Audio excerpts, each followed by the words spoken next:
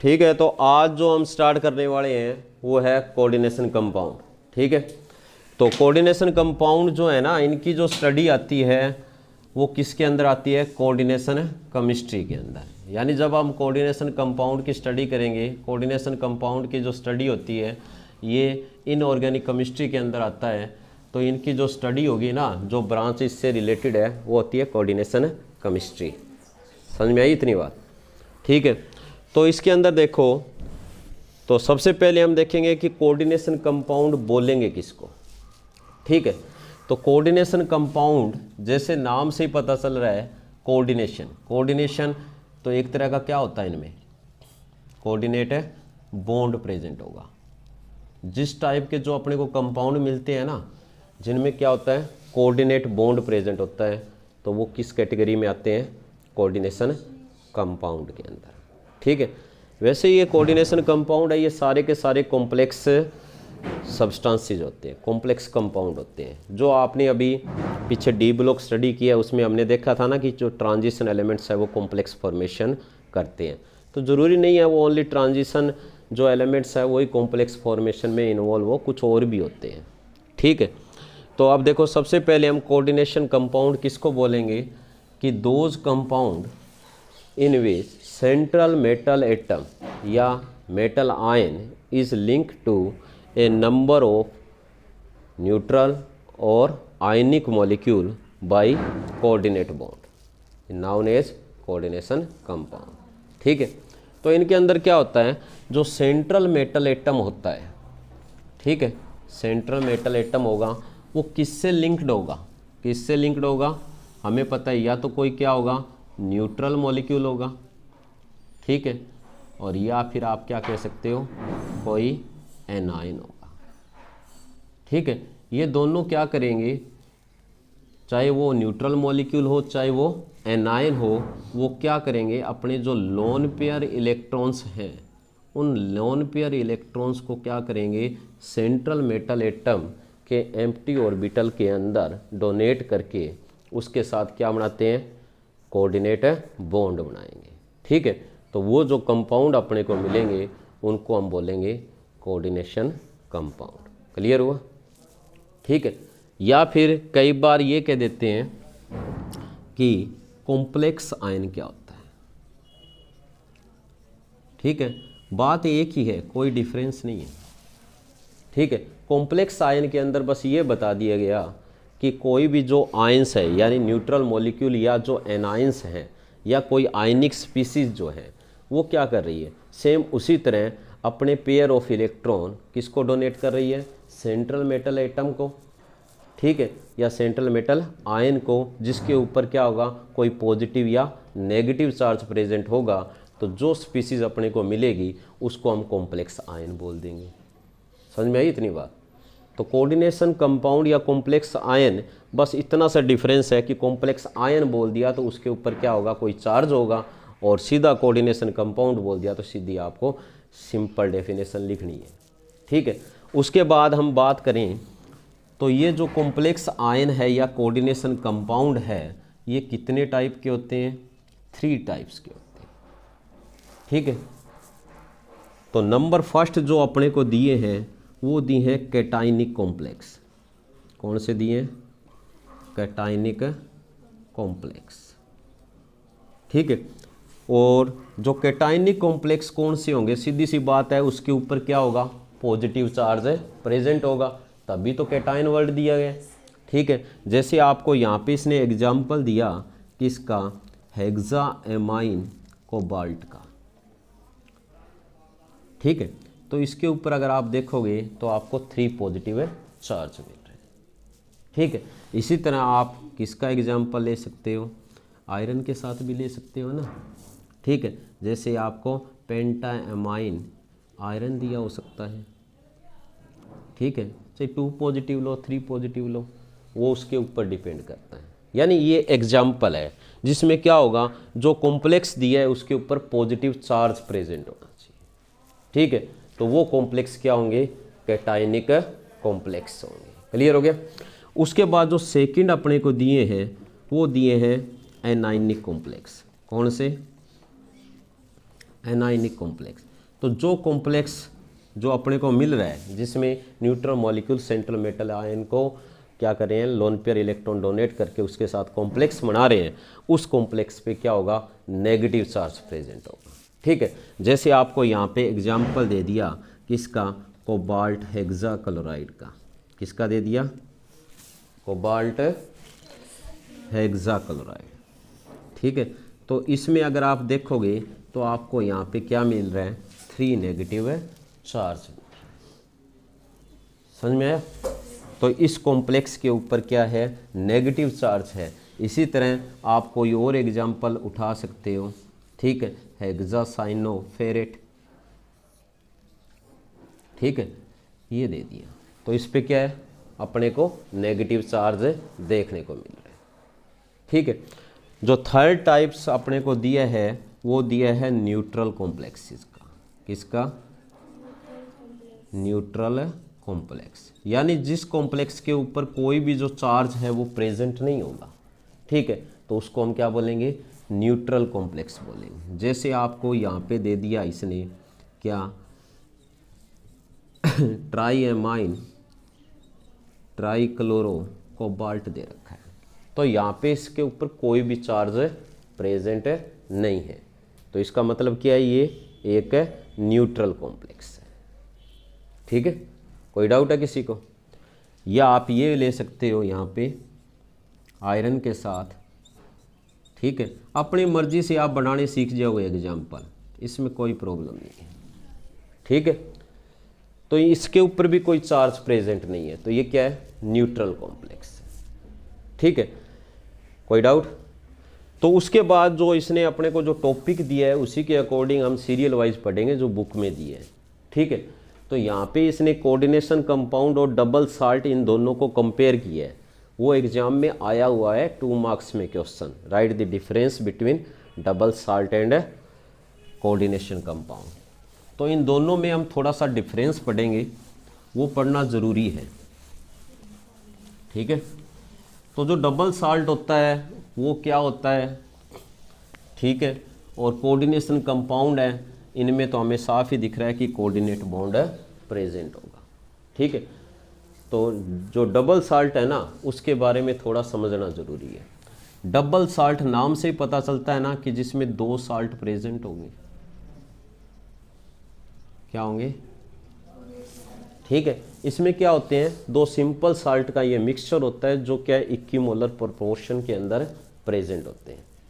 ठीक है, तो डबल साल्ट होते हैं ना, वैसे ये आयनिक कंपाउंड होते हैं, ज़्यादातर अपने को ये सॉलिड स्टेट में मिलेंगे। ठीक है, और जैसे ही ये सॉल्यूशन फॉर्म में जाएंगे तो ये आयनिक कंपाउंड है तो पूरी तरह आयंस के अंदर डिसोसिएट हो जाता है। ठीक है, ये इसकी प्रॉपर्टी में आएगा, और जब ये डिसोसिएट हो जाएगा तो जो डबल साल्ट है और इसके जो कंस्टिट्यूएंट है वो क्या है, सेम टाइप की क्या है, प्रॉपर्टी शो करेंगे। ठीक है, तो जैसे आपको डबल साल्ट के एग्जाम्पल दिए, कार्नेलाइट दिए जो कि potassium chloride, potassium magnesium chloride बोलते हैं, जो कि ये अपने को दिया है। ठीक है, इसी तरह अपने को दे रखा है मोर साल्ट जिसको हम बोलते हैं ferrous ammonium sulphate, ferrous ammonium sulphate बोलेंगे। ठीक है, ये अपने को दिया है। इसी तरह पोटास अलम भी दिया है ना, पोटास अलम क्या होता है, पोटेशियम एल्यूमिनियम सल्फेट। ठीक है, क्या बोलते हैं इसको, पोटेशियम एल्यूमिनियम सल्फेट।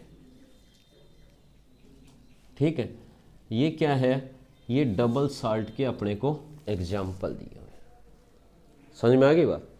ठीक है, तो हमें इनकी नॉलेज होनी चाहिए कि डबल साल्ट होगा क्या, बताया ना, जिसमें 2 सिंपल साल्ट क्या होंगे, इक्विमोलर प्रोपोर्शन में प्रेजेंट होते हैं। ठीक है, फिर मैंने बताया कि ये आयनिक कंपाउंड होते हैं। क्या होते हैं ये, आयनिक होते हैं क्योंकि इनमें आयनिक बॉन्ड प्रेजेंट होता है। ठीक है, ये पूरी तरह क्या हो जाते हैं, आयंस में डिसोसिएट हो जाते हैं। ठीक है, तो इनमें आयनिक बॉन्ड होता है। अब हम पढ़ेंगे इनमें डिफरेंस, क्योंकि हमें पूछा जाएगा डिफरेंस। प्रॉपर्टी मैंने आपको बता दी। ठीक है, यहाँ पे अपने को दिया डबल साल्ट और इधर दिया कोऑर्डिनेशन कंपाउंड। ठीक है, तो जो डबल साल्ट है इसके अंदर हम बोलेंगे क्या, 2 सिंपल साल्ट क्या होंगे, प्रेजेंट होंगे। किसमें, इक्विमोलर प्रोपोर्शन, इक्विमोलर प्रोपोर्शन। ठीक है, तो इसके अंदर तो ये हो गया। जबकि इसके अंदर अगर हम देखेंगे तो इसने बताया है कि जो कोऑर्डिनेशन कंपाउंड जो बना होता है उसमें ये जो सिंपल साल्ट जो है वो इक्विमोलर प्रोपोर्शन में हो भी सकते हैं और नहीं भी हो सकते हैं। ठीक है, तो हम कह सकते हैं सिंपल साल्ट क्या है, मे और may not in equimolar proportion. समझ में आया, इक्विमोलर प्रोपोर्शन हो भी सकते हैं और नहीं भी हो सकते। फिर हमें पता है ये क्या होते हैं, आयनिक कंपाउंड होते हैं। क्या होते हैं ये, आयनिक कंपाउंड होते हैं। ठीक है, जबकि यानी इसमें क्या होगा, एक तरह से आयनिक बॉन्ड प्रेजेंट होगा। क्या होगा, आयनिक बॉन्ड प्रेजेंट होगा। जबकि ये हमें पता है क्या होते हैं, कोऑर्डिनेशन कंपाउंड है। ठीक है, इनमें आयनिक बॉन्ड हो भी सकता है नहीं भी हो सकता, दोनों ही बात है ना, क्योंकि आयन में टूटते हैं ये।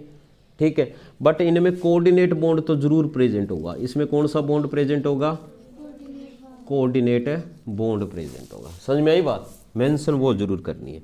फिर यहाँ पे इसने बताया ये हमेशा हमें किस में मिलेंगे, सॉलिड स्टेट के अंदर मिलेंगे। ठीक है, जो डबल साल्ट है वो किस में मिलेंगे, सॉलिड स्टेट में मिलेंगे। ये हमें क्या है, सॉलिड और एक्वस सॉल्यूशन दोनों के अंदर मिलते हैं। समझ में आया, दोनों के अंदर ये अपनी आइडेंटिटी मेंटेन रखते हैं। एक्वस सॉल्यूशन के अंदर जाने पर भी क्या है, जो कोऑर्डिनेट कॉम्प्लेक्स होता है वो कभी भी डिसोसिएट नहीं होता। समझ में आई बात। ठीक है, उसके बाद जो नेक्स्ट आप देखोगे, जो प्रॉपर्टी होगी इनकी, किसकी, डबल साल्ट की, वो क्या होगी, सिमिलर होगी किसके, टू इट्स कॉन्स्टिट्यूएंट। इसके कॉन्स्टिट्यूएंट के प्रॉपर्टी क्या मिलेगी अपने को, सिमिलर मिलेगी। समझ में आई इतनी बात। ठीक है, जबकि इसमें क्या मिलेगी, डिफरेंट प्रॉपर्टी मिलेगी। क्या मिलेगी, डिफरेंट प्रॉपर्टी। किसकी कंपेयर में,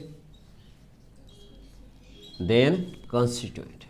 क्योंकि कॉन्स्टिट्यूएंट ये अलग हो गए ना। कॉन्स्टिट्यूएंट समझते हो, कोई कॉम्प्लेक्स जब टूटता है तो जो आयंस बनेंगे वो उसके कॉन्स्टिट्यूएंट, जिनसे मिलके वो बना हुआ है। ठीक है, ये क्या करते हैं, ये अपनी आइडेंटिटी को क्या कर देंगे, लॉस कर देंगे। जैसे ये क्या है, कोई सॉल्यूशन के अंदर जाते हैं, क्योंकि ये पूरी तरह आयंस में डिसोसिएट हो जाते हैं। जबकि यहाँ पे जो आइडेंटिटी है वो क्या रहेगी, मेंटेन रहेगी। क्या रहेगी, समझ में आया डिफरेंस। इतने तो बहुत है ना, 5 हो गए। फिर आप एक रिएक्शन का एग्जांपल दे दो, वही उठाओ, कार्नेलाइट। ठीक है, क्या है, जैसे पोटेशियम क्लोराइड है, ये पोटेशियम मैग्नीशियम क्लोराइड और हेक्सा एक्वा दिया है। जब ये डिसोसिएट होगा, ठीक है, तो क्या करेगा भाई, ये पूरा तरह आयंस में टूट जाएगा। पोटेशियम अलग हो गया, क्लोराइड अलग हो गया, ठीक है, मैग्नीशियम अलग हो गया, क्लोरीन तो आएगी। ठीक है, ये इस तरह पूरी तरह टूट गया, बिखर गया। जबकि अगर यहाँ पे हम एग्जाम्पल लेके चलें, जैसे अपने को दिए पोटेशियम 3 ले लो, हेक्सासाइनो फेरेट दे रखा है। ये जब डिसोसिएट होगा तो क्या देगा, 3K पॉजिटिव प्लस में, ये कॉम्प्लेक्स नहीं टूटेगा। ठीक है, ये एक क्वेश्चन आ सकता है इस तरह का आपको कंपटीशन में। समझ में आया, आपको कहेंगे कि आपको हेक्सासाइनोफेरेट दे रखा है, पोटेशियम हेक्सासाइनोफेरेट, तो ये कितने आयंस देगा। मान लो यही आ गया क्वेश्चन, कितने आयंस मिल रहे हैं आपको इसमें, टोटल 4 आयंस मिल रहे हैं। समझ में आई बात? कितने आयन मिल रहे हैं? 3 तो पोटेशियम के और सिंगल एक कॉम्प्लेक्स का। ये कंपटीशन का क्वेश्चन है, ठीक है। तो ये छोटी छोटी बातें पकड़नी है आपने, क्योंकि कॉम्पिटिटिव के क्वेश्चन यहीं से निकलते हैं। हो गई डिफरेंस। इसके बाद जो हम पढ़ेंगे वो है जनरल इंट्रोडक्शन के अंदर हमने ये तो पढ़ लिया कि कोऑर्डिनेशन कंपाउंड क्या होते हैं, ठीक है, या कॉम्प्लेक्स क्या होते हैं। कोऑर्डिनेशन कंपाउंड जो होते हैं वो कितने टाइप के होते हैं, ठीक है। उसके बाद जो नेक्स्ट टॉपिक अपने को दिया है, ये डिफरेंस भी पढ़ लिया, डबल साल्ट और कोऑर्डिनेशन कंपाउंड। इसके बाद जो अपने को दे रखी है टर्म्स, जो हम कोऑर्डिनेशन कंपाउंड के अंदर स्टडी करेंगे। कौन कौन सी टर्म्स आपको आनी चाहिए, जो टर्म्स अगर आपको आती है तो ही आपको कोऑर्डिनेशन कंपाउंड का जो ये चैप्टर है वो क्लियर होगा, नहीं तो नहीं होगा, ठीक है। तो हम टर्म स्टार्ट करने से पहले एक कोऑर्डिनेशन कंपाउंड का एग्जाम्पल लेते हैं और फिर वहीं से क्लियर करेंगे कि कौन कौन सी टर्म्स हम स्टडी करने वाले हैं, ठीक है। तो मैं यहाँ पे एक अपनी तरफ से कोई कॉम्प्लेक्स बनाता हूँ, जैसे मैंने यहाँ पे बनाया था ना वैसे बना लेते हैं। मैंने यहाँ ले लिया पोटेशियम, यहाँ मैंने आयरन ले लिया, ठीक है, और यहाँ मैंने साइनाइड ले लिया, और यहाँ मैंने ले लिया सल्फेट। इसको समझना चाहिए। मान लो इस तरह के आपको फार्मूले मिलेंगे कोऑर्डिनेशन कंपाउंड्स के अंदर, ठीक है। तो ये जो अपने को दिया है ना, इसको तो हम बोलेंगे क्या, मेटल आयन या पॉजिटिव चार्ज आयन। क्या बोलेंगे? मेटल आयन, ठीक है। ये जो अपने को दिया है वो है सेंट्रल मेटल एटम, या आप इसको बोल सकते हो सेंट्रल मेटल आयन, ठीक है, क्लियर। ये जो इसके साथ जो जुड़ा है इसको हम बोलेंगे क्या, लीजेंड बोलेंगे, ठीक है। और ये जो नंबर दिए हैं इसको बोलेंगे कोऑर्डिनेशन नंबर। क्या बोलेंगे? ठीक है। ये जो अपने को बार दिया है इसको क्या बोलेंगे, काउंटर आयन। क्या बोलेंगे? क्लियर हुआ? ये जो सारा जो इस स्क्वायर ब्रैकेट के अंदर प्रेजेंट है इसको हम क्या बोलेंगे, कोऑर्डिनेशन स्फीयर। क्या बोलेंगे? ये इतनी टर्म्स जो है ये तो हम पढ़ेंगे ही पढ़ेंगे, इसके अलावा भी कुछ और बातें हम यहाँ स्टडी करेंगे। जो मेनली है वो ये आपको क्लियर होनी चाहिए, तभी आप कोऑर्डिनेशन कंपाउंड स्टडी कर पाओगे, ठीक है। तो सबसे पहले हम स्टडी करेंगे किसको, सेंट्रल मेटल एटम। किसको स्टडी करेंगे? तो हमें पता है कि सेंट्रल मेटल एटम कौन सा होता है, कि कोई भी कोऑर्डिनेशन कंपाउंड के अंदर जो अपने को कोई क्या दे रखा है, एटम दे रखा है, जिससे क्या है, कोई न्यूट्रल मॉलिक्यूल या जो एनाइंस जो अपने लोन पेयर इलेक्ट्रॉन डोनेट करके उसके साथ कोऑर्डिनेट बॉन्ड बनाता है, तो उस एटम को हम क्या बोलेंगे, सेंट्रल मेटल एटम।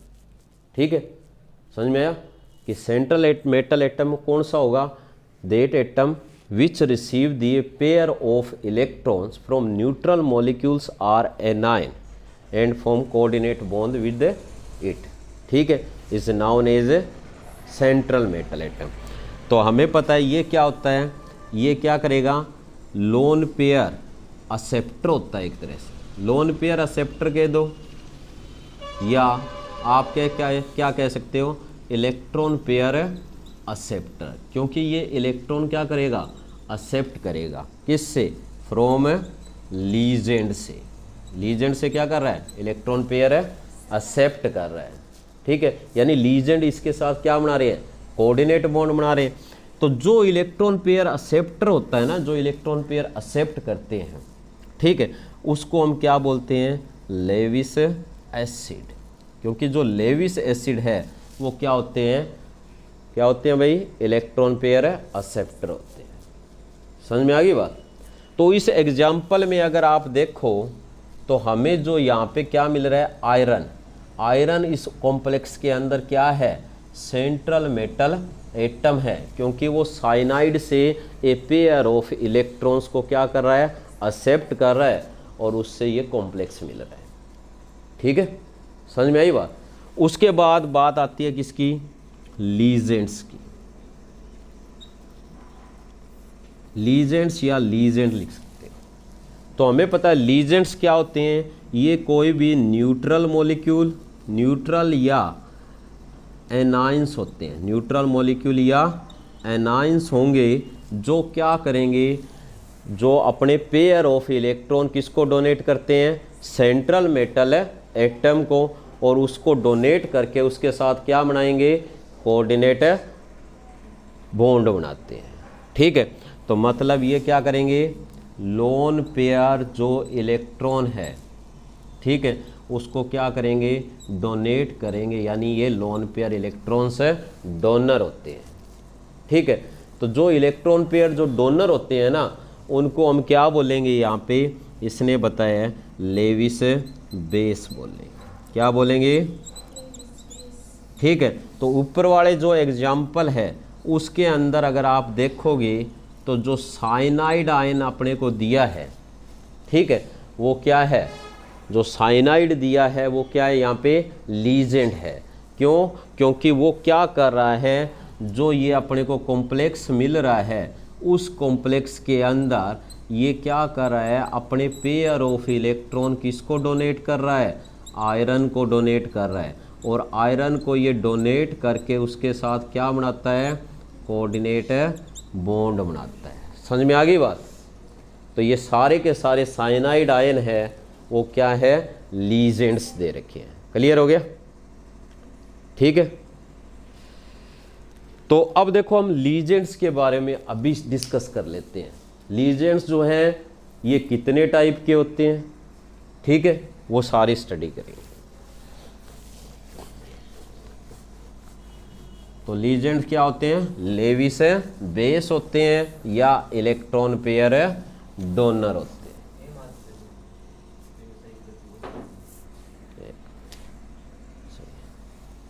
ठीक है, लीजेंड एंड इट्स टाइप। ठीक है, तो लीजेंड्स को अगर हम देखें, ये तो क्लियर हो गया कि ये क्या होते हैं, एनायन या न्यूट्रल मॉलिक्यूल होंगे। क्या होंगे, एनायन या जो न्यूट्रल मॉलिक्यूल्स होते हैं। ठीक है, तो यहाँ पे इसने बताया है जो लीजेंड्स की अगर हम देखें तो अपने को कौन से दे रखे हैं लीजेंड्स क्या है, इनको क्लासिफाई किया गया कैसे, एक तो होते हैं मोनोडेंटेट लीजेंड। क्या बोलेंगे उनको, मोनोडेंटेट बोलो, या उनको बोल सकते हो यूनिडेंटेट लीजेंड। क्या बोलेंगे, यूनिडेंटेट। ठीक है, दूसरा कौन सा होगा, डाइडेंटेट बोलो या बाइडेंटेट बोलो। ठीक है, इसी तरह टेट्रा, टरडेंटेट, ट्राइडेंटेट, पेंटाडेंटेट, यानी उनको हम कैटेगराइज कर देते हैं किसमें, पॉलीडेंटेट लीजेंड के अंदर। ठीक है, इनका फिर और भी क्लासिफिकेशन किया गया है। ठीक है, एक तरह से ऐसे कर दिया हमने, दूसरी तरह से इनका जो क्लासिफिकेशन किया गया है वो कौन से होंगे, एक तो होंगे कौन से, न्यूट्रल लीजेंड। ठीक है, सेकंड वन जो होंगे वो कौन से होंगे, एनायनिक लीजेंड, और थर्ड वन जो होंगे वो कौन से होंगे, कैटायनिक लीजेंड। समझ में आया। न्यूट्रल ये शॉर्ट है, पहले ये कर लेते हैं। न्यूट्रल में क्या है, जिनके ऊपर कोई भी जो चार्ज है वो नहीं प्रेजेंट होगा। ठीक है, जिनके ऊपर क्या है, कोई भी जो चार्ज है वो नहीं प्रेजेंट होगा, वो किस में आएंगे, न्यूट्रल लीजेंड के अंदर आएंगे। समझ में आया। एनायनिक लीजेंड जिनके ऊपर नेगेटिव चार्ज प्रेजेंट होगा, ठीक है, कुछ भी ले सकते हो यहाँ, जिसके ऊपर नेगेटिव चार्ज प्रेजेंट होता है, काफ़ी है, लिख ही नहीं पाएंगे। कैटायनिक कौन से होंगे, जिन पे पॉजिटिव चार्ज प्रेजेंट होगा, जैसे अपने को क्या दिया है, हाइड्रोजीनियम आयन, ठीक है, नाइट्रोसोनियम आयन, ठीक है, नाइट्रोनियम आयन, ये अपने को दिए हुए। समझ में आया? तो ये तो था शॉर्ट, ठीक है। तो लीजेंड्स के इस क्लासिफिकेशन को हम बोलेंगे बेस्ड ऑन, ये किस पे बेस्ड है? Denticity of legend. किस पे? Denticity of legend. डेंटिसिटी का मतलब क्या है कि कितने पेयर वो इलेक्ट्रॉन डोनेट कर रहा है, ठीक है, या कितने वो कोऑर्डिनेट बॉन्ड बना रहा है। उसके बेस पे हमने इनको मोनोडेंटेट, डाइडेंटेट और पॉलीडेंटेट इस कैटेगरी के अंदर क्लासिफाई कर दिया। समझ में आई बात? तो सबसे पहले हमें क्लियर होना चाहिए क्या? डेंटिसिटी। क्योंकि डेंटिसिटी पढ़ने के बाद ही हम पढ़ पाते हैं कि मोनोडेंटेट है, कि डाई है, ट्राई है या टेट्रा है, ठीक है। तो डेंटिसिटी का मतलब यहाँ पे हम क्या लेके चलेंगे कि आप ये ले सकते हो कि नंबर ऑफ कोऑर्डिनेट बॉन्ड। क्या बोलेंगे? Number of coordinate bonds forms by a ligand, form by a ligand, ठीक है। तो वो की क्या होगी? उसकी डेंटिसिटी होगी। या आप यहाँ पे ये भी लिख सकते हो कि नंबर ऑफ इलेक्ट्रॉन पेयर, ठीक है, डोनेटेड बाय, किसके द्वारा डोनेट किए जाते हैं? ए लीजेंड्स। वो क्या होगी? उसकी डेंटिसिटी होगी, ठीक है, कि जितने वो इलेक्ट्रॉन पेयर देगा उसी के अकॉर्डिंग। अब हमें पता है 1 इलेक्ट्रॉन पेयर देगा तो 1 कोऑर्डिनेट बनाएगा, बॉन्ड बनाएगा ना, तो उसकी डेंटिसिटी क्या हो जाएगी? 1 हो जाएगी। 2 पेयर अगर डोनेट कर रहा है तो वो बाइडेंटेट हो जाएगा, मतलब उसकी डेंटिसिटी कितनी हो जाएगी? 2 हो जाएगी, ठीक है। क्लियर हुआ? तो सबसे पहले हम स्टडी करेंगे कौन से? मोनोडेंटेट या यूनिडेंटेट लीजेंड। मोनोडेंटेट या unidentate. Mono means single, uni means भी सिंगल होता है, डेंटेट का मतलब होता है पॉइंट ऑफ अटैचमेंट, या टूथ बोलते हैं इसको उस लैंग्वेज में, कि कितने दांत है उसके, पकड़ कर रहा है, ठीक है। तो मतलब सीधी सी बात है कि जो लीजेंड्स क्या करेंगे? ओनली एक सिंगल कोऑर्डिनेट बॉन्ड बनाएंगे, यानी जो जिसका पॉइंट ऑफ अटैचमेंट क्या होगा? ओनली 1 होगा। जो ओनली एक पेयर ऑफ इलेक्ट्रॉन डोनेट करके एक सिंगल कोऑर्डिनेट बॉन्ड की फॉर्मेशन करेंगे, उनको हम क्या बोलेंगे? Unidentate legend. क्लियर हुआ? ठीक है। तो यूनिडेंटेट लीजेंड में हम क्या बोलेंगे कि क्या बोलेंगे यहाँ पे? Only a single pair of electrons किसके द्वारा डोनेट किए जाएंगे? Donated bye legend. या आप कह सकते हो a single covalent bond is, किसी तरह अपनी भाषा में लिखना है, is form by a legend. तो वो क्या होंगे?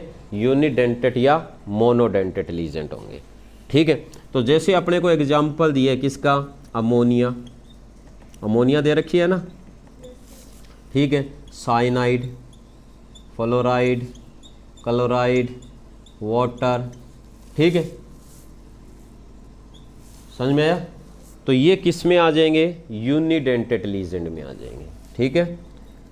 नाइट्रो, नाइट्रेट, काफ़ी ज़्यादा एग्जाम्पल अपने को दिए हुए, ठीक है। कोई डाउट किसी को? हो जाएगा। उसके बाद बात जो आती है वो आती है किसकी?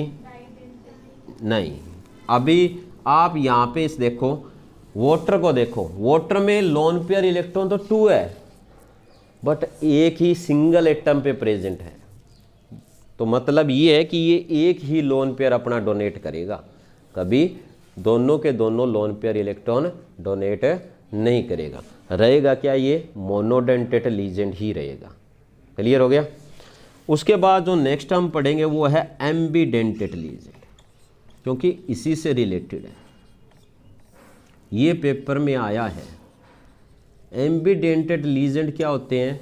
ये वो लीजेंड होते हैं जिनकी डेंटिसिटी तो क्या होती है? सिंगल होती है, वन होती है, बट उसके अंदर पॉइंट ऑफ जो अटैचमेंट होते हैं वो क्या होंगे, एक से ज़्यादा होंगे, तो उसको हम क्या बोलेंगे, एम्बीडेंटेड। ठीक है, तो एम्बीडेंटेड लीजेंड कौन से होते हैं, is a unidentate legend, unidentate legend having क्या होंगे, मोर देन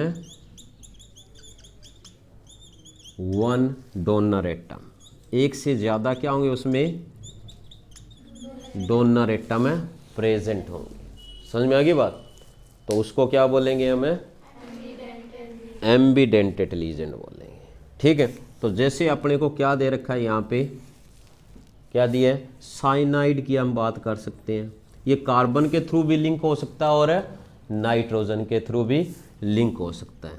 ठीक है, थायोसाइनाइड है, ये सल्फर के थ्रू भी लिंक हो सकता है और नाइट्रोजन के थ्रू भी लिंक हो सकता है। ठीक है, नाइट्राइट या नाइट्रो ग्रुप आप ले सकते हो, जिसमें ये नाइट्रोजन के थ्रू भी लिंक हो सकता है और ऑक्सीजन के थ्रू भी लिंक हो सकता है। समझ में कर लोगे, तो इस तरह आपको काफ़ी एग्जाम्पल देखने को मिलेंगे। ये था कौन सा, एम्बीडेंटेड लीजेंड। इसके बाद जो हम स्टडी करेंगे वो हम करेंगे कौन सा, डाइडेंटेड या बाइडेंटेड लीजेंड। ठीक है, तो डाइडेंटेड या बाइडेंटेड लीजेंड कौन से होंगे, जिसके अंदर हमें पता है कितने कोऑर्डिनेटिंग एटम प्रेजेंट होंगे, 2। दोज लीजेंड विच हैव क्या होंगे, 2 कोऑर्डिनेटिंग क्या होंगे, उसमें एटम्स होंगे, मॉलिक्यूल होंगे या आयंस होंगे। ठीक है, या 2 लीजेंड होंगे। ठीक है, या आप कह सकते हो दोज मॉलिक्यूल विच फॉर्म क्या बनाएंगे, 2 कोऑर्डिनेट बॉन्ड, 2 कोऑर्डिनेट बॉन्ड बनाएंगे ना। ठीक है, and result in the formation of, क्या बनाएंगे, जब 2 कोऑर्डिनेट बॉन्ड बनाएंगे, ए 5 और 6 मेंबर रिंग, 5 और 6 मेंबर्ड रिंग, किसके साथ, विद सेंट्रल मेटल एटम और आयन, ये इंपॉर्टेंट है। ठीक है, तो उनको हम क्या बोलेंगे, बाइडेंटेड या डाइडेंटेड लीजेंड बोलेंगे। समझ में आया। ठीक है, तो जो ये रिंग बनती है ना, जब क्या करता है, जो सेंट्रल मेटल एटम क्या बनाता है, रिंग बनाता है, तो उसको हम क्या बोलते हैं, चीलेट बोलेंगे। क्या बोलेंगे, ठीक है, and this is known as chelating effect. क्योंकि जो रिंग अपने को मिलेगी 5 या 6 मेंबर रिंग, तो जो कॉम्प्लेक्स मिलेगा वो क्या होगा, स्टेबल होगा। ठीक है, समझ में आई बात। और इस प्रोसेस को बोलते हैं क्या, चीलेशन। क्या बोलेंगे, ठीक है, प्रोसेस को क्या बोलेंगे, नाउन एज चीलेशन। क्योंकि ये सुना होगा तो आपको जवाब देने में कोई दिक्कत नहीं होगी। ठीक है, तो ये मेटल के साथ बनता है तो इनको बोलते हैं मेटल चीलेट। ठीक है, क्लियर हुआ। तो इसमें एग्जाम्पल में देखो आपको क्या दिया है। एग्जाम्पल में जैसे आपको इन दिए, ये शॉर्ट फॉर्म लिखते हैं ना किसकी, इथेन 1,2 डाईएमाइन। ठीक है, तो इसके अंदर अगर आप देखोगे तो आपको क्या मिल रहे हैं, 2 जो कोऑर्डिनेटिंग एटम मिल रहे हैं। ठीक है, यहाँ पे अगर कोई मेटल एटम प्रेजेंट होता तो ये क्या करते, अपने जो ये लोन पेयर इलेक्ट्रॉन है उसको डोनेट करते, तो क्या बन जाती है यहाँ पे 5 मेंबर रिंग बन जाती। समझ में आई। ठीक है, तो ये क्या बन गया, मेटल चीलेट बन गया। ठीक है, यहाँ पे आप क्या ले सकते हो, ग्लाइसिनेट, ग्लाइसिन से बनता है ना, ग्लाइसिनेटो बोलते हैं, वैसे ग्लाइसिनेट ले सकते हो। ठीक है, जिसमें आप क्या देखते हो, ग्लाइसिन में आपने देखा था एक एमिनो ग्रुप प्रेजेंट होता है, दूसरा कार्बोक्सी ग्रुप होता है ना, ग्लाइसी एमिनो एसिड आपने पढ़ा। तो इसमें क्या है, इसमें भी क्या है, दो कोऑर्डिनेटिंग एटम है प्रेजेंट है ना, जो क्या करेंगे, सेंट्रल मेटल एटम को क्या करेंगे, अपने पेयर ऑफ इलेक्ट्रॉन्स जो हैं वो डोनेट करके उसके साथ क्या बनाएंगे, रिंग बनाएंगे। इसी तरह आपको ऑक्जेलेट दिया हुआ है, ठीक है, जो किससे बनता है, ऑक्जेलिक एसिड से बनेगा, ठीक है। इसको आप इस तरह रिप्रेजेंट कर सकते हो। अगर आपने रिंग देखनी है कि कैसे बन रही है, तो ये दो ऑक्सीजन एटम क्या करेंगे, कोई भी मेटल एटम को अपने जो ये लोन पेयर डोनेट करके उसके साथ 5 मेंबर रिंग की फॉर्मेशन करें। समझ में आ गया, कोई डाउट? तो कई बार ये पूछा जाता है कि इम्पोर्टेंस बताओ, ठीक है, किसके, चीलेशन के, ठीक है। इम्पोर्टेंस आए हैं एग्जाम में, यूज पूछे गए हैं, कहाँ पे इसका यूज होता है। तो वैसे भी हमें पता चल रहा है कि जो चीलेशन इफेक्ट से जो अपने को जो कोऑर्डिनेशन कंपाउंड मिलते हैं या जो कॉम्प्लेक्स आयन मिलेंगे, वो क्या मिलेंगे, ऑर्डिनरी कंपाउंड की कंपेयर में क्या होते हैं, मोर स्टेबल होते हैं, ठीक है। क्यों? क्योंकि इसमें 5 या 6 मेंबर जो रिंग है उसकी फॉर्मेशन होती है, ठीक है। तो ये कॉम्प्लेक्स से इजीली डिसोसिएट होने वाले नहीं हैं, ठीक है। फिर यहाँ पे ये भी बताया है कि अगर 5 या 6 मेंबर रिंग से बड़ी कोई रिंग बनती है, ठीक है, तो वो क्या होती है, अनस्टेबल होती है। ज़्यादातर 5 मेंबर रिंग जो होती है ना इन कॉम्प्लेक्सेस के अंदर, वो क्या मिलेगी, ज़्यादा स्टेबल मिलेगी। क्लियर हुआ? और जो रिंग बना रहे हैं वो अगर जो ये मॉलिक्यूल साइज में छोटे हैं तो ऑटोमेटिकली उसकी स्टेबिलिटी क्या हो जाएगी, बढ़ जाएगी। पर अगर वो साइज में बड़े हैं तो वो लेस स्टेबल होंगे, क्योंकि वहाँ पे क्या होगी, स्टेरिक हिंड्रेंस देखने को मिलेगी। क्लियर हुआ?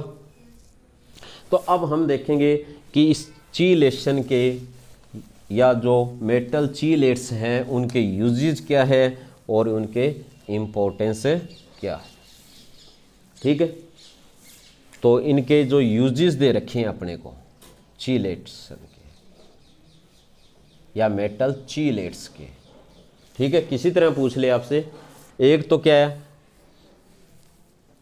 सॉफ्टनिंग ऑफ हार्ड वाटर, किस में काम आएंगे, हार्ड वाटर की सॉफ्टनिंग के अंदर इसका काम होगा, ठीक है। दूसरा इसने अपने को बताया है लेंथेनॉइड और जो अपने को क्या दे रखे हैं एंड एक्टिनॉइड, उनकी सेपरेशन में काम आएगा, ठीक है। फिर इसने बताया ये अपने को वॉल्यूमेट्रिक एनालिसिस के अंदर काम आते हैं, केमिस्ट्री के अंदर जो एक्सपेरिमेंट होते हैं। फिर इसने बताया कि कुछ मेटल आयंस हैं उनके डिटेक्शन में ये काम आता है, ठीक है। तो यानी क्वालिटेटिव एनालिसिस के अंदर भी इनका यूज होता है, ठीक है। जैसे कॉपर आयंस है, इनकी डिटेक्शन के लिए कॉपर आयन है, सिल्वर वगैरह, मैग्नीशियम है, इनकी डिटेक्शन के लिए इसका यूज़ किया है, ठीक है। तो ये इनके 2-3 यूज़ आपको आने चाहिए, 3-4 यूज़ दिए, इसके ज़्यादा आपके सिलेबस में नहीं दिए हुए, ठीक है, कर लोगे। उसके बाद जो देखो नेक्स्ट हम पढ़ रहे हैं, ये हो गया ना डाइडेंटेड।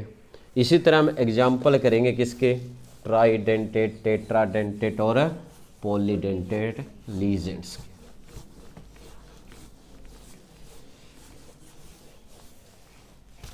ठीक है। कुछ एक एग्जाम्पल यहाँ पे डिस्कस कर रहे हैं। तो डाइइन की अगर हम बात करें तो ये क्या होती है, एक ट्राइडेंटेड लीजेंड होता है, जिसमें कितने डोनर एटम होंगे, 3 डोनर एटम होंगे, ठीक है। इसको हम किस तरह बनाएंगे, तो इसके अंदर देखो जो अपने को दिया है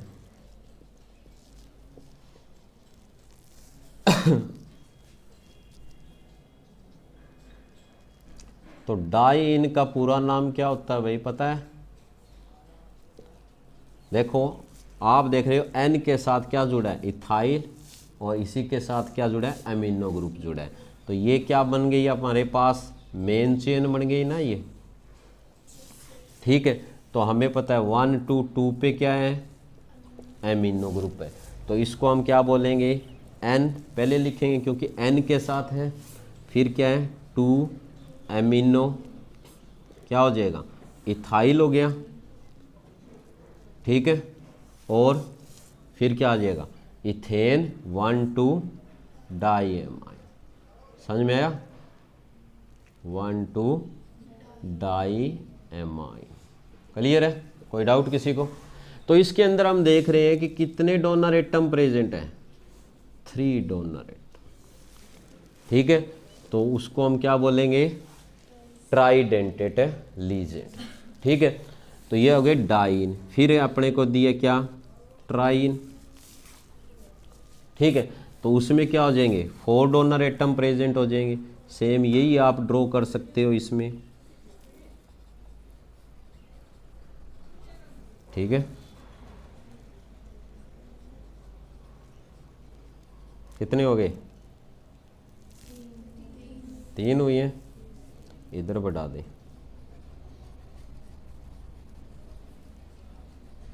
अब कितने हो गए, 4 डोनर एटम प्रेजेंट हो गए ना। ठीक है, ये नाइट्रोजन देगा, ये भी देगा, ये भी अपने लोन पेयर देगा, और ये भी लोन पेयर देगा, तो मतलब 4 डोनर एटम की इसमें है। ठीक है, तो ये क्या हो जाएगा, टेट्राडेंटेट लीजेंड हो जाएगा। आराम से समझना इन बातों को, इसलिए मैं स्पीडली नहीं करा रहा, ताकि आपके दिमाग में फिक्स हो जाए कि ये टेट्राडेंटेट लीजेंड दी है। इसका नाम देखना है क्या? ठीक है, इसका नाम क्या होगा, 2 बार आपको लेके तो वही चलना पड़ेगा आपको। कौन सा, इसको आपने पेरेंट मान लिया। ठीक है, इस N के साथ क्या जुड़ा है, 2 एमिनो इथाइल। ठीक है, बट इस N के साथ फिर आप लेके चलो तो इसको N डैश मानना पड़ेगा आपको। ठीक है, फिर इसके साथ भी सेम ही मिल रहा है ना आपको, तो आप क्या लिखोगे, N डैश, सेम वही नेम, क्या 2 एमिनो, बट यहाँ पे क्या लगाना है, बिस लगाना है, दोनों सेम है ना, तो क्या यूज करोगे, बिस वर्ड। ठीक है, एमिनो इथाइल इथेन 1 2 डाईएमाइन। ठीक है, तो ये हो गया क्या, टेट्राडेंटेट लीजेंड। ठीक है, इसके बाद पेंटाडेंटेट भी है और हेक्साडेंटेट भी। ठीक है, तो यहाँ पे हम एक पॉलीडेंटेट लीजेंड लेते हैं।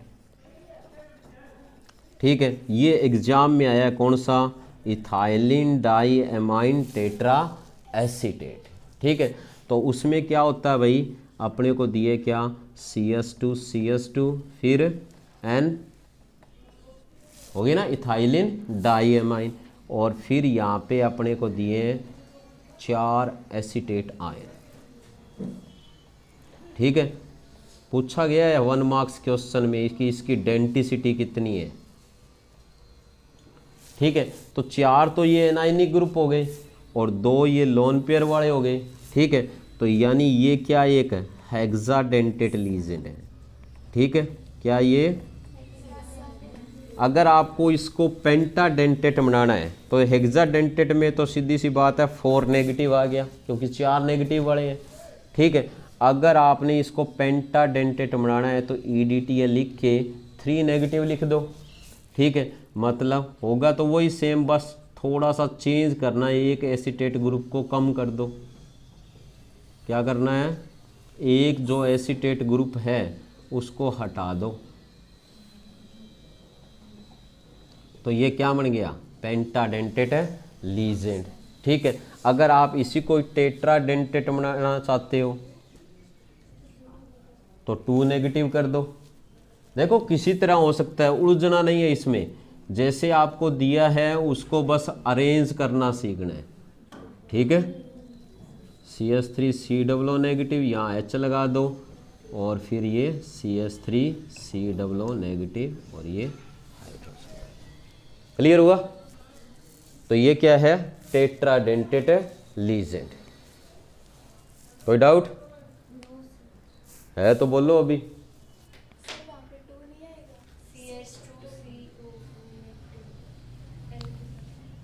अच्छा हाँ, ये बॉन्ड 4 बनाएगा ना, मेरे दिमाग में वो सेट हो रहा है। हाँ, ये फ़ायदा होता है ना ध्यान देने का। ठीक है, मतलब सारे समझदार हैं, क्योंकि कार्बन तो 4 ही बॉन्ड बनाएगा ना। ठीक है, तो ये साथ की साथ अपनी मिस्टेक भी सही होगी। क्लियर है, हो जाएगा। पॉलीडेंटेट लीजेंड, ठीक है, मतलब लीजेंड्स के आपने टाइप देख लिए। ठीक है, उनकी डेंटिसिटी देख ली। तो आगे जो टर्म जो दे रखी है ना, वो अपने को दी है क्या, कोऑर्डिनेशन नंबर। क्योंकि मैं पहले आपको डेंटिसिटी सिखाना चाहता था, इसलिए मैंने पहले कोऑर्डिनेशन नंबर डिस्कस नहीं किया। क्यों, क्योंकि पहले कोऑर्डिनेशन नंबर पढ़ा दें और फिर आपको पता ही नहीं है कि ये मोनोडेंटेट है कि डाई है कि टेट्रा है कि हेक्सा है। ठीक है, तो यहाँ पे जो नेक्स्ट अपने को जो दिया है वो क्या दिया है, कोऑर्डिनेशन नंबर। कोऑर्डिनेशन नंबर क्या होता है भाई, इसने बताया कि जो नंबर ऑफ मोनोडेंटेट लीजेंड क्या होंगे, नंबर ऑफ मोनोडेंटेट लीजेंड्स किससे अटैच होते हैं, attached with central metal atom by coordinate bond. ठीक है, या आप कह सकते हो मोनो की बजाय डबल दी क्या होंगे, नंबर ऑफ क्या होगा, बाइडेंटेट लीजेंड या डाइडेंटेट लीजेंड। जितने डाइडेंटेट लीजेंड दिए उनका डबल कर दो। ठीक है, तो वो उसका क्या आ जाएगा, कोऑर्डिनेशन नंबर आ जाएगा। समझ में आई बात। ठीक है, तो ये क्लियर हो गया ना। तो जैसे हमने देखा था क्या, हेक्सा एमाइन कोबाल्ट। ठीक है, तो इसमें कितने मोनोडेंटेट है, 6 है। तो ये जो 6 जुड़े हैं तो कोऑर्डिनेशन नंबर क्या हो गया इसका, 6 हो गया। मान लो आपको ये दिया होता क्या, ठीक है, तो इसमें क्या है कोऑर्डिनेशन नंबर, इसमें कोऑर्डिनेशन नंबर भी 6 है, क्योंकि ये क्या एक बाइडेंटेट लीजेंड है। समझ में आई बात। या आप ये कह सकते हो कि नंबर ऑफ कोऑर्डिनेट बॉन्ड्स क्या हो सकते हैं, number of coordinate bonds present around the central metal atom. जितने कोऑर्डिनेट बॉन्ड होंगे उतना ही क्या होगा, उसका कोऑर्डिनेशन नंबर होगा। क्लियर हो गया, कोई डाउट है किसी को। उसके बाद जो नेक्स्ट टर्म अपने को दी है वो दिया कोऑर्डिनेशन स्फीयर। क्या पढ़ेंगे हमें, कोऑर्डिनेशन स्फीयर क्या होता है, ये भी पूछ लिया जाता है। क्या होगा भाई कोऑर्डिनेशन स्फीयर, इसके अंदर तो बस सीधी सी बात दी है कि जो सेंट्रल मेटल एटम एंड जो लीजेंड्स, ठीक है, जो किस में प्रेजेंट है, ligands attach to it is present in a square bracket.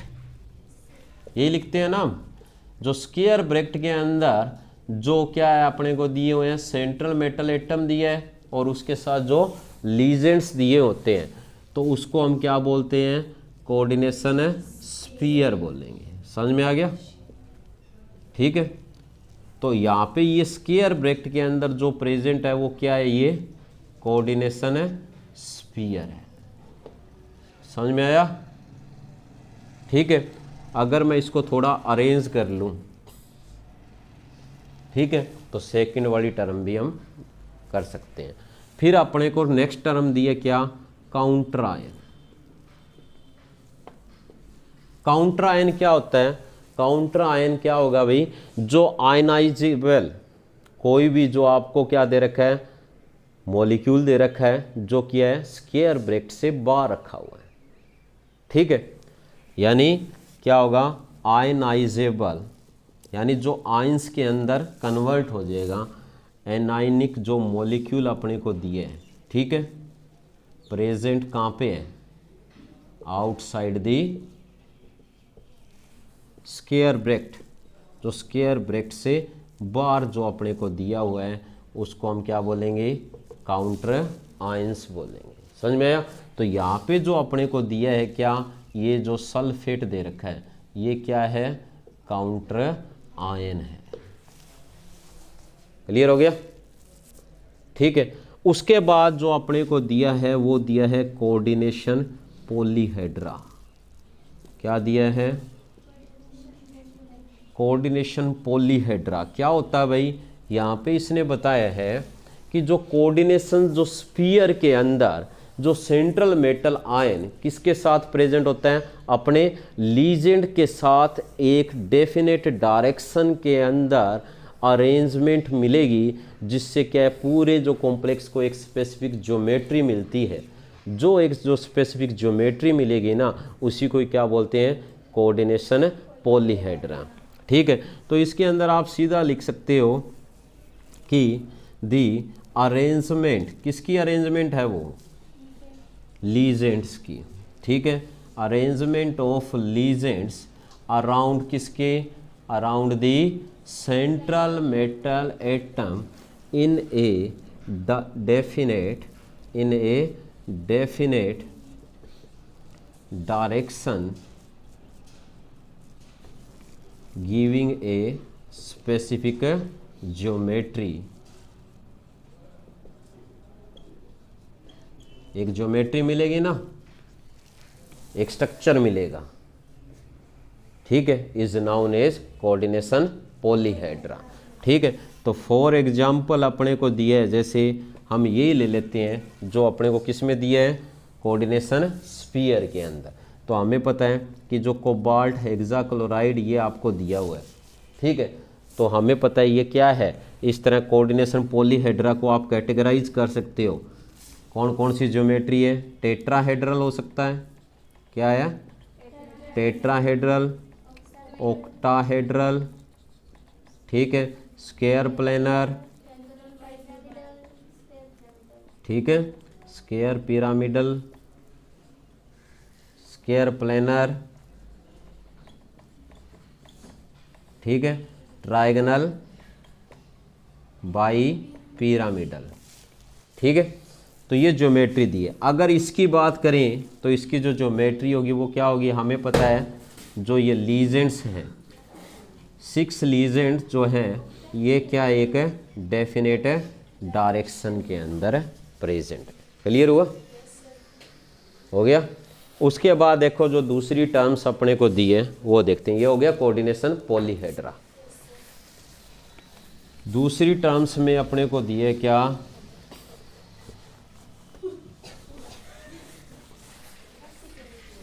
बस यार, एक दिया है अपने को होमोलेप्टिक कॉम्प्लेक्स। ठीक है, एक होते हैं होमोलेप्टिक कॉम्प्लेक्स और एक होते हैं हेट्रोलेप्टिक कॉम्प्लेक्स।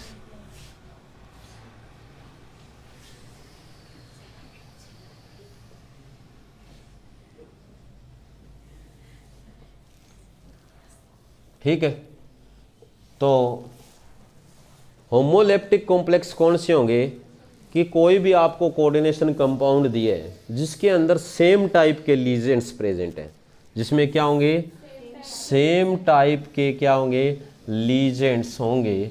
ठीक है, जो सेंट्रल एटम से जुड़े होंगे तो वो होंगे होमोलेप्टिक कॉम्प्लेक्स, जैसे अभी हमने देखा।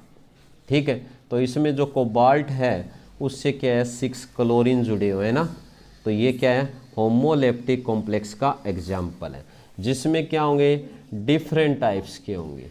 ठीक है, मतलब सेम टाइप के लीजेंड्स ना प्रेजेंट हो। ठीक है, तो उसको क्या बोलेंगे, हेट्रोलेप्टिक कॉम्प्लेक्स। ठीक है, जैसे अपने को ये दिया है। ठीक है, तो इसमें हम देख रहे हैं कि कोबाल्ट के साथ क्या है 2 डिफरेंट टाइप्स के कॉम्प्लेक्स यानी लीजेंड्स क्या है प्रेजेंट है। ठीक है, उसके बाद एक अपने को क्या दिया है, होमो न्यूक्लियर। ठीक है, और एक होता है पॉलीन्यूक्लियर कॉम्प्लेक्स। ठीक है, जिसके अंदर ओनली क्या होगा, एक single central metal atom present होता है। ठीक है, उनको होमोन्यूक्लियर या मोनोन्यूक्लियर कॉम्प्लेक्स बोलेंगे। ठीक है, जैसे अभी हमने देखा है कि इसमें क्या है, कोबाल्ट ये प्रेजेंट है। ठीक है, एक ही सेंट्रल मेटल एटम, पर जिसमें क्या होंगे, एक से ज़्यादा जो आपको क्या दे रखे हैं, सेंट्रल मेटल एटम दे रखे हैं। ठीक है, तो इसका हम सिंपल सा एग्जांपल ले लें। ठीक है, तो जैसे दिमाग में जो आ रहा है चलो वही लिख लेते हैं। ठीक है,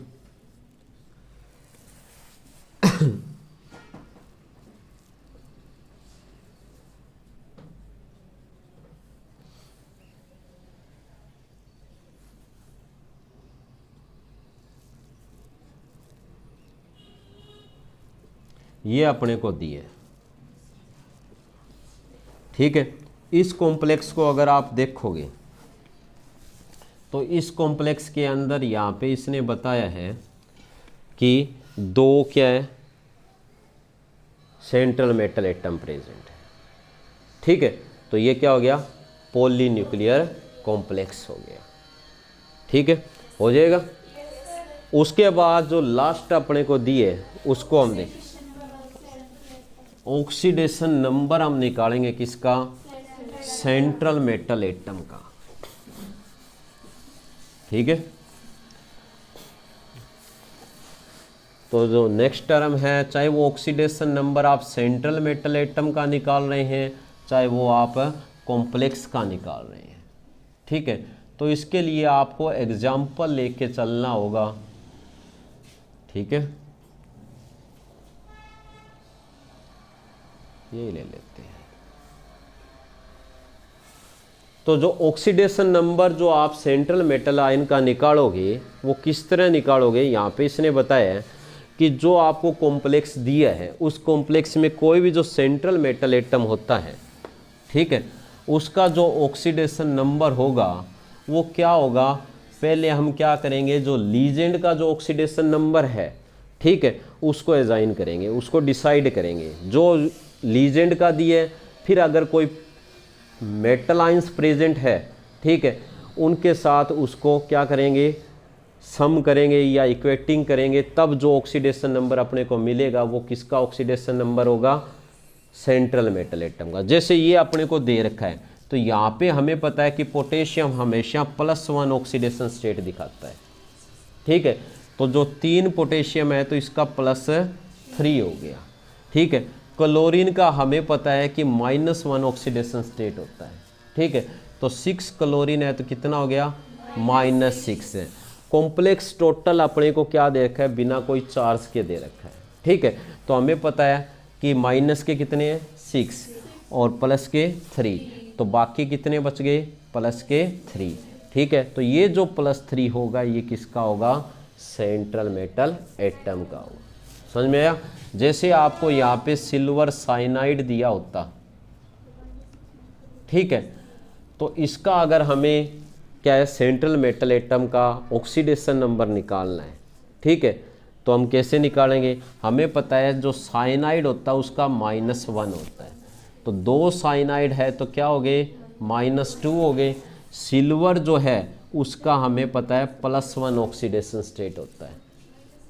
ठीक है, ये हमें कैसे पता चलेगा, इसके ऊपर ये नेगेटिव चार्ज दिया है तो हम इजीली बता सकते हैं, क्योंकि जो सम होता है ऑक्सीडेशन स्टेट का वो क्या है, टोटल जो अपने को कॉम्प्लेक्स दे रखा है उसके ऊपर जो चार्ज प्रेजेंट होता है उसके इक्वल होता है। ठीक है, तो माइनस का बढ़ रहा है तो मतलब प्लस का 1 किसका होना चाहिए, सिल्वर का होना चाहिए। समझ में आई बात। किसी का भी आप उठा सकते हो, जैसे आपको कोबाल्ट का दे रखा है,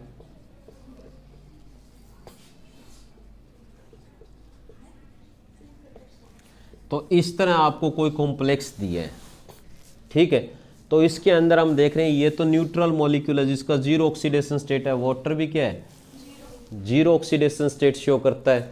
तो जो ऑक्सीडेशन स्टेट है, अब इसके ऊपर कोई चार्ज नहीं दिया है, ठीक है, तो जितना जो नेगेटिव होगा ना उतना ही हमें क्या मिलेगा, फिर पॉजिटिव मिलेगा। तो क्लोरीन का क्या है, टोटल हमें पता है -1 और 2 क्लोरीन का -2 है तो कोबाल्ट का कितना हो जाएगा, +2 हो जाएगा। तो बस ये ध्यान रखना है, ऑक्सीडेशन को हमेशा हम क्या है, रोमन न्यूमेरल, रोमन पत्ती के अंदर लिखेंगे। जैसे कॉपर है तो कॉपर, ये कोबाल्ट है तो कोबाल्ट को इस तरह ऑक्सीडेशन स्टेट शो करेंगे। समझ में आ गया? ठीक है, इसका अगर आपको शो करना है तो ऐसे शो करोगे। कोई डाउट? तो ऑक्सीडेशन नंबर जो होता है ना, वो हमें निकालने के लिए सबसे पहले हमें जो लीजेंड है उसकी इंफॉर्मेशन होनी ज़रूरी है। ठीक है, कि लीजेंड जो आपको दिया है वो न्यूट्रल है, एनाइनिक है, कैटाइनिक है, उसके ऊपर जो चार्ज प्रेजेंट होगा उसका हमें पता होना चाहिए। ठीक है, उनका अगर आपको ऑक्सीडेशन स्टेट पता है तो आप क्या है, सेंट्रल मेटल आयन का ऑक्सीडेशन स्टेट क्या कर सकते हो, जो लीजेंड का जितना भी ऑक्सीडेशन स्टेट का जो सम होगा, ठीक है, उसको पूरे कॉम्प्लेक्स के ऊपर जो चार्ज दिया है उसके साथ हम क्या करेंगे, ऐड करेंगे, तो जो मिलेगा ऑक्सीडेशन स्टेट वो किसका होगा, सेंट्रल मेटल एटम का होगा। ठीक है, जैसे हमने यहाँ पे ये ले लिया, मान लो हेक्सासाइनोफेरेट ले रहे हैं, क्या ले रहे हैं, ये आपको दिया है और कॉम्प्लेक्स के ऊपर लिख दिया 3 नेगेटिव। ठीक है, तो आप आयरन को मान के चलो क्या, X, साइनाइड का -1 होता है तो X प्लस में साइनाइड 6 है तो -6 हुआ, और इन सब का सम किसके इक्वल है, -3 के। ठीक है, ये किसके इक्वल आ गया, -3 के, तो हमें पता है उधर जाके प्लस का 6 हुआ तो क्या आ जाएगा, +3 ऑक्सीडेशन स्टेट आ जाएगा। समझ में आया? उसके बाद कोई जो टर्म्स अगर बची हो तो लगभग सभी टर्म्स यहाँ पे कंप्लीट होती है। ठीक है, एक मेरी याद आया, कौन सा, कि जो डबल साल्ट है ना, और हमने कोऑर्डिनेशन कंपाउंड में एक डिफरेंस स्टडी किया था ना, ठीक है, उसमें एक डिफरेंस ध्यान रखना कि डबल साल्ट है ना, ये अपनी नॉर्मल वैलेंसी शो करता है। क्या शो करेगा, नॉर्मल वैलेंसी। जबकि कोऑर्डिनेशन कॉम्प्लेक्स जो है ये क्या है, 2 टाइप्स की वैलेंसी दिखाता है। कितनी टाइप्स की, 2 टाइप्स की। ठीक है, उसमें एक आएगी प्राइमरी वैलेंसी और जो दूसरी है वो क्या आएगी, सेकेंडरी वैलेंसी। ठीक है, तो कल जो हम नेक्स्ट लेक्चर में पढ़ेंगे वो हम पढ़ेंगे क्या, नोमेनक्लेचर। ठीक है, कल नोमेनक्लेचर करके फिर हम पढ़ेंगे आइसोमेरिज्म। क्लियर है? तो इसके लिए आपको जितने भी जो लीजेंड्स हैं उनके नेम, उनकी डेंटिसिटी और उनके ऊपर जो चार्ज दिया है वो अच्छी तरह आना चाहिए, तभी आप नोमेनक्लेचर कर पाओगे, नहीं तो इम्पॉसिबल। ठीक है, थैंक यू।